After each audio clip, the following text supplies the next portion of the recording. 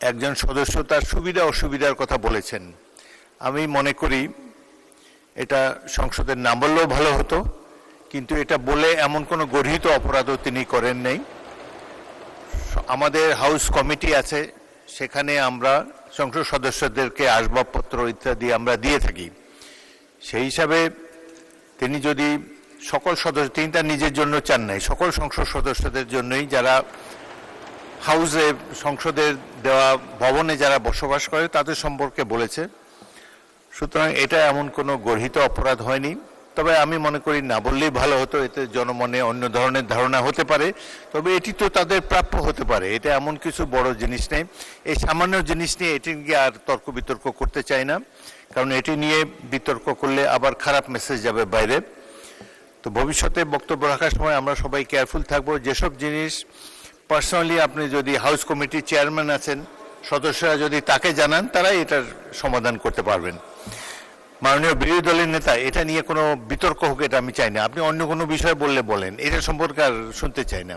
এটা কথা, আরেকটি কথা আমি বলি আপনাদের কথা, আর যেভাবে আপনি একজন সদস্যকে অফার করেছেন তাকে দেবেন, এটাও তার জন্য একটি ডিসরেসপেক্টফুল মনে হতে পারে।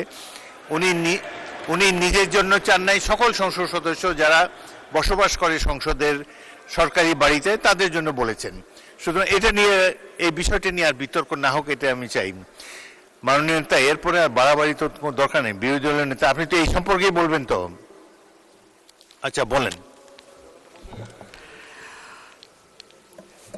মাননীয় সদস্য পয়েন্ট অফ অর্ডারে দাঁড়িয়ে যে কথাগুলো বলেছেন, আপনি তো প্রথমেই নাকচ করেছেন যে এটা পয়েন্ট অফ অর্ডারের বিষয় না। 2 নম্বর, একজন সদস্য তিনি সবার জন্য একটা বিষয় চেয়েছেন। আপনি রাইটলি বলেছেন যে এটা হাউসে না বলে এটার জন্য কমিটি আছে, ওখানে বললেই হতো। কিন্তু তিনি এইটাকে সূত্র ধরে আবার আরেকটা, যে গাড়ি বাড়ি সব নিয়ে আসলেন। উনি তো, আমি মনে করি, একজন বিজ্ঞ পার্লামেন্টারিয়ান। আবার নিজের থেকে অফারও দিয়ে দিলেন যে আমি সব দিয়ে দেব।